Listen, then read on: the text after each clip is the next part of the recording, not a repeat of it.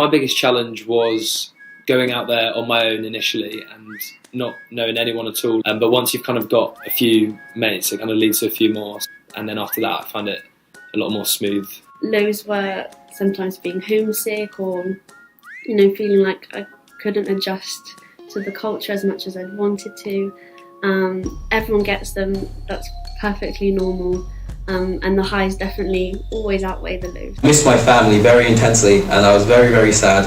And I'd call them a lot, and it was hard trying to navigate like my excitement and also my discontent. I found the time difference hard with homesickness. Nobody really wants to talk to anyone at 7:30 in the morning, so it resorted to me calling any family member, friend on the walk home from the club, which is they get all the details out of you then. Went and I didn't know much Italian. I found it quite isolating, so the language barrier was probably the biggest thing. But the university put on Italian lessons for us, so I went to those 3 times a week and then just tried to speak Italian with my supervisor as much as possible. One of the lowest lows of my experience abroad was when in Italy I got a bladder infection and I had to deal with the hospital. But the thing is that they know that you're not a citizen of that country. They will try and help you best they can. So don't panic. After that initial phase of settling in, because I was just so busy with work in Paris or studying in Nantes and spending time with friends and exploring the areas, that I then ended up not having time to feel homesick or lonely.